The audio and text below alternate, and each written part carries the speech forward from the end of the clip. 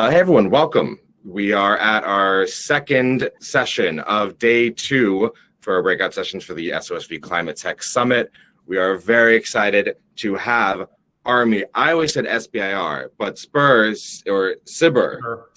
is like a much cooler way to say it. So I'm gonna take that. If anyone ever questions me, I'll be like, look, you have to ask the Army. I would like to introduce Blaise Zandoli, who is the Army SBIR analyst and does incredible work with just, I don't know, anyone who needs money doing incredible climate stuff. I think Blaise is the guy to go to. And then Stephen Lee, who is the Army senior scientist for SBIR and does also amazing stuff, and really excited to hear kind of the resources that probably one of the most well-funded things on the planet can do with startups and how they can interact with you all. So with that, I'm going to hop off the stage and then leave it to you both. I think you're going to share some screens and then the Q&A. Everyone that's here, you've heard me do this a bunch of times, but write all the fun stuff in the chat. You're going to get to the Q&A, write your questions. They'll get to those, upvote the ones you like. And so that way, Blaise and Stephen can see those and ask or answer the best questions they can. With that, I will leave you both to it. All right. Thanks a lot, Stefan. I'm going to share my screen.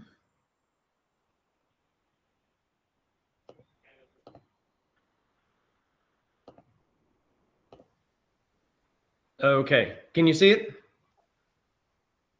Yes. All right. Great. Well, welcome everybody. This is the Army SBIR Small Business Innovation Research Program presentation on some pretty exciting and not a little bit amount of money available for clean tech companies to submit proposals against. I am Blaise Zandoli, the SBIR contract analyst for the Army SBIR program. And I facilitate the clean tech and the AI portfolios. When I get a breather, I'll pop my email in the chat. If anybody wants a copy of these publicly releasable slides and/or reach out for some follow-on conversation, please do so via the email I put in the chat. And I'm gonna speak first, and then I'm gonna pass it off in a few minutes to Dr. Stephen Lee.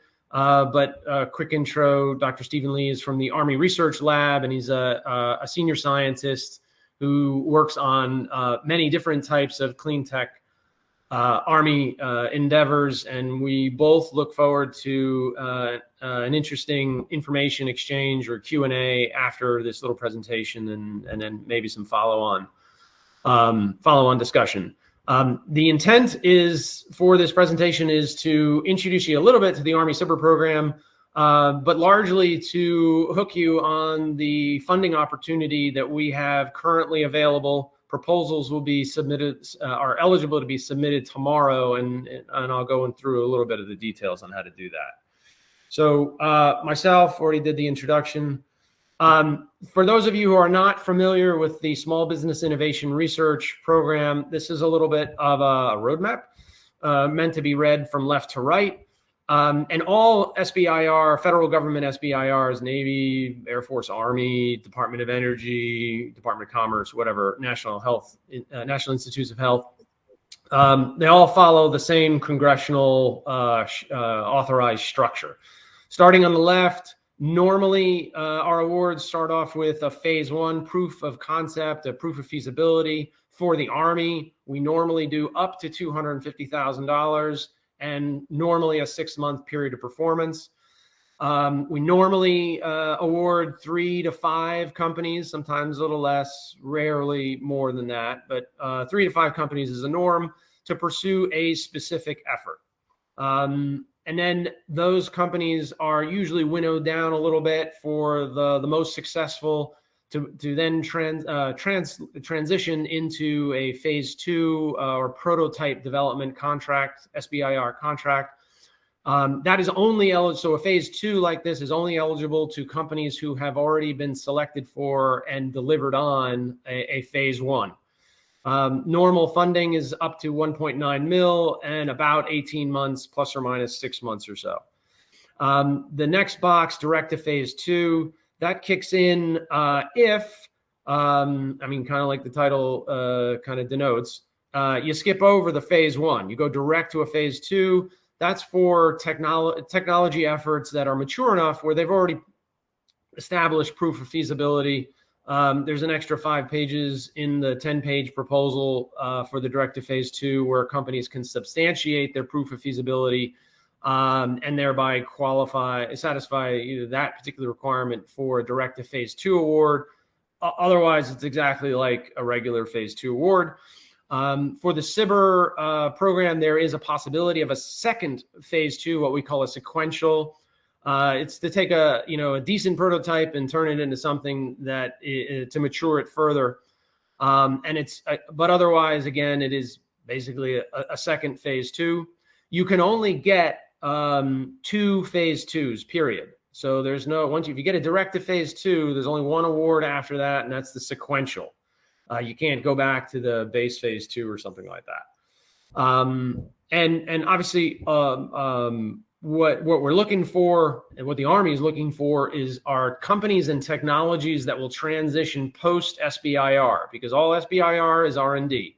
And 1.9 mil, it's not bad, but hopefully you as private sector folks are interested in a lot bigger numbers than that. And the Army is certainly not interested only in conducting R&D, or I should say funding it. We're really targeted at that transition. So what is the post-SBIR SBIR funding? Who is the transition partner within the Army? And what program and what dollars are going to have and when to be able to take the prototype and put it into the hands of the warfighter in some fashion, integrate it into Army acquisitions, or potentially further R&D work for particularly gnarly problems. And of course, and then the bottom line, on the bottom of the roadmap, you have the transition or exit. It's kind of obvious. Some things are going to pop and transition very early. Other things are going to go along this whole roadway, and many things will drop out somewhere along the way based on the technical risk and sometimes the programmatic risk of, the technology is okay, but is it enough to get Congress to appropriate dollars to acquire it and add it to the Army inventory? This is a quick plug. If you Google Army SBIR Innovation Framework, it'll come up with a link to this document. It's on our Army SBIR website under resources. There's 3 versions of the same document, just different lengths. The synopsis is the short 1-pager. Executive summary is a little bit longer at about 12 pages, and the full doc is about 70 some odd. It explains the Army why and the what for the SBIR program. It's meant as much for external audiences as it is for internal audiences in terms of helping to shift the how the Army approaches post-industrial tech acquisition processes and practices. This is contact info. Again, I'll pop my email into the chat. And if you want a copy of these slides, happy to send it to you. If you Google Army SBIR, you'll get our website with all the funding opportunities that we have, and if you have further questions. So real quick, this is the opportunity, the funding opportunity we have on the table right now, which is our energy demand reduction, clean energy tech open topic. So most of the topics or R&D funded efforts that we do are kind of more discrete. Hey, develop a new battery chemistry, develop an automated circuit breaker switching for some Army platform and get rid of 1970s hard circuit breaker switches. This open topic is, well, kind of that. It's open, but it's open to within the clean tech space only. So if you've got a particular AI or sensors or something like that, or a wearables or a simulation software, that's not appropriate for this. But pretty much anything within the clean climate and clean tech broadly defined, if you think that there is an Army need for your technology, we're interested in looking at the proposal. And so basic information is that we're open to both phase 1 and direct to phase 2 awards. You'll see on the link that'll come up shortly where to go to submit, to go find the documentation necessary to submit a validated proposal. If you do the phase 2, there's that additional 5 pages you got to provide on top of the 10-page technical proposal that substantiates how you have already established proof of feasibility. If you are in doubt, I recommend going the phase 1 route. As in doubt is, do you think your proof of already accomplishing the proof of feasibility is robust enough? If you're good, if you think you're good, go for a phase 2, direct to phase 2. If you are in doubt, I recommend going with a phase 1 because we can adjust the period of performance to make it maybe a little bit shorter. But if you submit for a direct to phase 2 and your proof of feasibility is not deemed to be sufficient, then poof, you're out of the run. And you can only submit one proposal, either a phase 1 or a direct to phase 2. Standard award stuff that I already went over in the prior slide. On the right side, you see some of the primary kind of target areas or areas of emphasis: energy storage, clean energy generation, and so forth. But these are just areas of emphasis where we know there's a high Army need, and we're looking for maybe a lot of solution discovery, so to speak. If I emphasize that if you have a climate or clean tech technology that you believe the Army could use, we're open to problem discovery as well as solution discovery. Maybe you've got something that we're not aware of, maybe not very likely that we're not aware of it, but there's probably a lot of stuff that we're aware of but have discounted and are, because we think it's too hard, it's too expensive, or something like that. But poof, you show us that there's a way to get after that problem that maybe, again, we may have been aware of, but have not emphasized. All right, this is the important dates for this open topic. We are in the last day of pre-release. This is the last day we can have this kind of open forum discussion. Tomorrow starts the proposal submission on the DSIP portal. I'll put that link in the chat along with my email. You can go there and take a look at the topic. The proposal submission window closes on the 31st of October, after which we then go into our evaluation and then award a selectee process. We anticipate having award letters out to winning companies probably right around Thanksgiving, hopefully just before, but it might slide just after, particularly if the government shuts down next week, which will then have a knock-on effect. But this is the schedule. One important item I think I left off is that, so what's the money? The total pot available here, the total budget for this open topic is 20 million. So if you divide that by 250K for phase 1s and 1.9 mil or so for direct to phase 2s, based on prior experience, we will probably make somewhere around 25 to 40 awards. But, you know, we don't, that's just a forecast. That's just based on the budget that's available. We don't have to spend all of that money, and we certainly won't if the proposals don't meet the need. We'll spend something less. I'm quite confident that we'll get in a lot of good proposals. So then both the number of proposals and the dollar put out on the street to the small clean tech small businesses, I'm quite sure will be a good size. But 20 mil is what we budgeted for this, and it would be great if we could find the right number and type of quality proposals from high quality teams to make that happen. With that, I'll hand off to Dr. Lee, sir. Blaze, thank you very much for the opportunity to participate today, and great introduction. Obviously, within 15 minutes, we can't cover all the details of SBIR and STTR and clean tech. But I'm a senior scientist at the Army Research Office, which is a part of the Army Research Lab.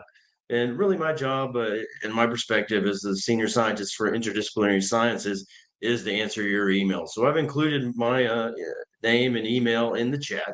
both in this SBIR open topic. We work in the Army on almost anything that the soldier would touch, use, or engage. In this case, there's a significant energy focus, a clean energy focus in this particular topic. And it can be applied in many different ways. And we're kind of looking in this as an open topic for your great new innovative ideas that might could be applied to Army problems. Some of them stated here, some of them might not be stated here. But what you can do is we have an enormous bench in the background of scientists and researchers in the Army research infrastructure across the globe that can engage you. I think what is important, and I saw a question out there, the SBIR program is for U.S. companies, small businesses that qualify. If you have a question about qualification, contact myself or Blaze's office or Blaze to find out whether you do qualify. There's very specific instructions. But as you can imagine, the focal points of this right now are the clean storage of portable power, clean generation, microgrid technologies that are clean will integrate with those storage and generation capabilities, and electric supported transportation. So very common things across inside and outside the Army. But again, it is an open topic, looking for new ideas. So if you think it's appropriate, engage. And if you don't think it's appropriate, engage me. Contact myself, and I'll find people that are interested in your technology. It may be in or outside of the SBIR. Note that the open dialogue of this topic closes soon, but discussion with the laboratory researchers and scientists is open all the time. That's just a general intro, but if you can imagine something that you guys use every day, it's something the Army wants to improve and use as well for electronics, for power, and clean energy. Thanks, Blaze. That was just a quick, I think we're running out of time here actually, but there's so much to cover. My job is to answer emails. But thanks, Blaze. I don't know if you want to take answering some of the questions on the side.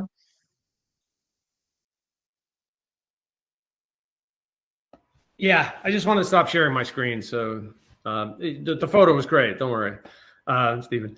Let me get over here. So chat. So one, I put my email in the chat. I also put the link on the DSIP portal site in the chat. It's topic, excuse me. It's not topic number 3. It's topic, I'll retype that again.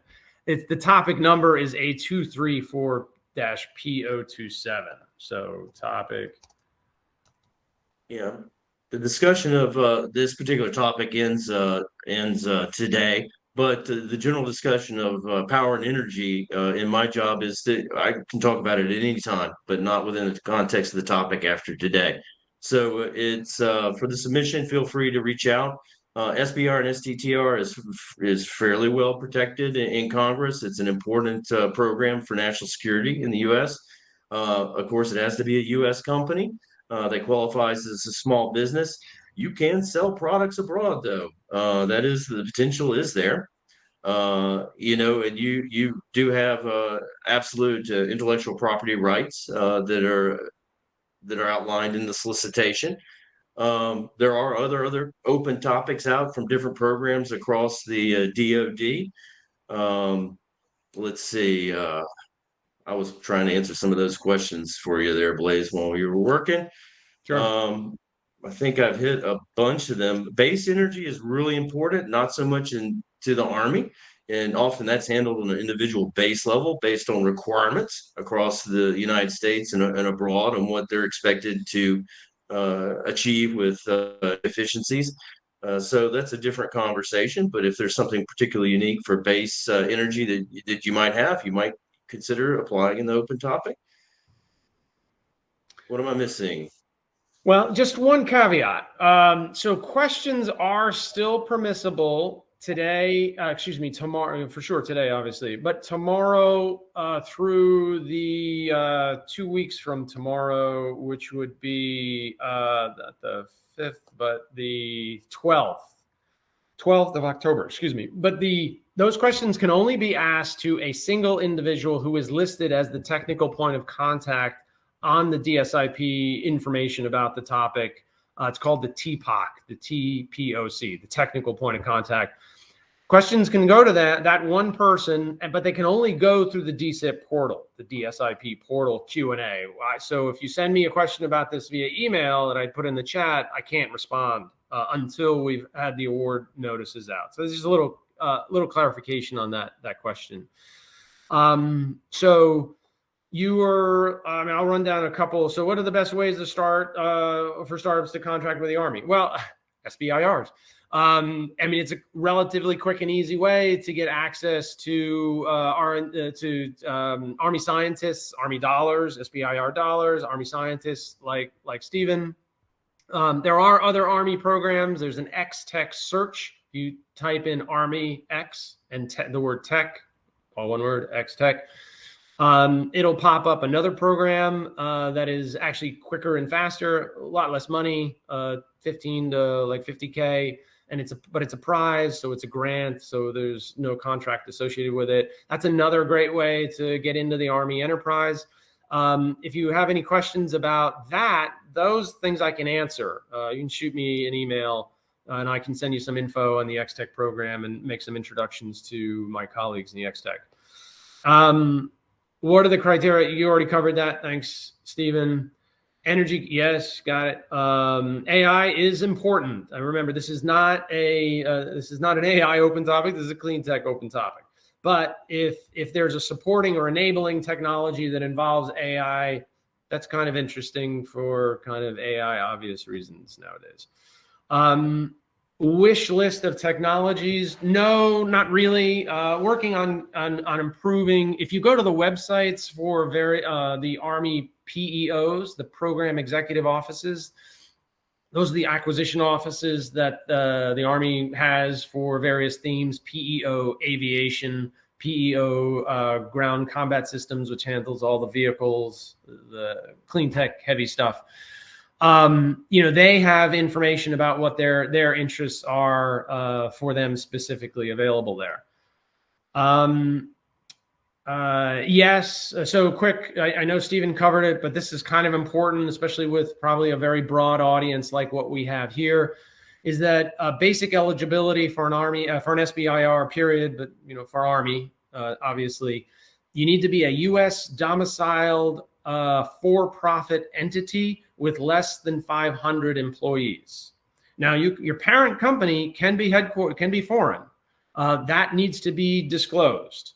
But the legal entity that submits the proposal and would potentially sign a contract with an SBIR contract with the Army must be U.S. domiciled, less than 500 employees. You can also have foreign folks on your research team, but that also must be disclosed. And just for disclaimers, Army SBIR does not fund classified research. So it's you generally don't have to worry about that sort of stuff. Let's see, limitations. What kind of in addition to summer? No, you cannot receive another Army contract for the same work. And we have databases that check that, and you've got to declare that up front. And it is fraud, prosecutable in the court of law, to pursue multiple sources of Army dollars for the same technology. Now you can do something related, an enabling aspect of the technology or something like that, but as long as that's disclosed, that's okay. Last day, does the pre-release? Yes, Douglas Lotz, the pre-release does end today, as we mentioned. And today you can't submit a proposal. If you really wanted to rush out and submit a proposal today, you can't do it today, but you can do it starting tomorrow. And if you have, I'll put in the chat also if you email me, if you have enough interest in this to email me, I'll connect you with the folks who can assist with some of that Army registration, sam.gov and so forth, for those of you who may not already be familiar. John Barlow submitted an SBIR. Do you still keep data and info? Theoretically, yes, but that was a little while ago, so I'm not 100% sure that we would be able to pull that up. I'm not so sure what the relevancy might be, but if you have a specific question like that, then after today, you can submit it through the DSIP Q&A portal, and the technical point of contact will refer it to the right person. Is there any open topic? Yeah, that's what we're talking about. This is an open Army open topic. Anything that you think is importance to the Army within the climate and clean tech space. If we're based in Argentina, yes. So Francisco, yes, that would fit the definition. U.S. domiciled, small for-profit entity with less than 500 employees. As long as you declare your parent corporation connection, you're good. Can one company submit 2 or more proposals? No. You can only submit 1 proposal against this open topic. And that can be either a phase 1 proof of concept or a direct to phase 2. Any tips to make good proposals? So, answer the question. Be clear about what the problem is that you're trying to solve for, and then substantiate it based on probably like 3 things: prior work, quality of your team and their track record, and what you plan to do. But we all want to cure cancer and shoot to the moon tomorrow, or at least I do. But so it just can't be pie in the sky. It's got to be substantiated, and it falls back on the quality of your team and what they've accomplished in the past, as well as what other technologies that you have already mastered or have access to through partners that your proposed solution will build on. Would a high performance lightweight and neutral composite? Yes. If you think it works for an Army Clean Tech Challenge, then the blanket answer is yes. As you can kind of tell, we don't answer too many technical questions because it's an open topic. Climate and clean tech. If you think the Army could use it, encourage you to submit a proposal. Positively surprise us. If someone won a $50K award, can they still apply? Army SBIR doesn't give out $50K awards, so I'm not 100% sure what you're referring to. Possibly an X-Tech prize competition. If that is the case, yes, that doesn't invalidate you from an SBIR. Would a hybrid? Yes. And Roger Caldwell, would AI for green hydrogen be a good topic? Well, sounds pretty clean tech to me. So, and again, I know I said that a little jokingly, facetiously, but we don't want to proscribe what you guys think is a good fit. We want you to ideate and positively surprise us, because we certainly know a lot about what the Army's needs are and what we have and what we've done the market research on. And we have a fair good idea of what, through that market research, what's in the realm of the possible, especially on the technical side. But, there's new stuff coming out all the time. It's a big market to play in. And we're sure that there's stuff that we're not aware of. So we don't want to overprescribe beyond what I've already mentioned in terms of those 5 areas of emphasis, so that you guys can, really positively surprise us. So with that, I know we're like a minute or 2 shy. I will end it. And I see some other questions in the bottom, but I'm going to hand it back to Stefan to close us out. Thank you very much for your time and attention.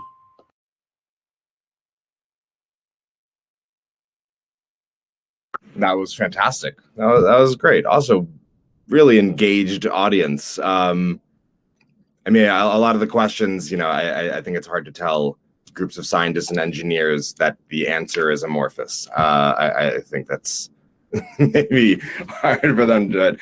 I imagine all of you in the audience are working on incredible things, and it sounds like, Army SBIR is just looking for the coolest technology possible. I'm glad that we timed it out in such like a perfect way that, tomorrow they can go and do the thing. Blaze and Steven, this was great. You managed to answer all the questions. That's very hard to do, and in such like fantastic ways. So I'm grateful that we're able to put this together, get you both to join us. You do some amazing work. And so I have pinned on the chat the way to contact you. Seems email is best. All right. So if you guys, everyone else, go to chat, you can see at the top Blaze and Steven's emails. ping them with your questions if they haven't been answered here, but they did a great job. So with that, Blaze and Steven, thank you so much for your time. And I hope, 150 plus people ping you with their great ideas. As do we. Thank you very much. Have a great afternoon or morning for those. Yeah. All right. Thank you very much.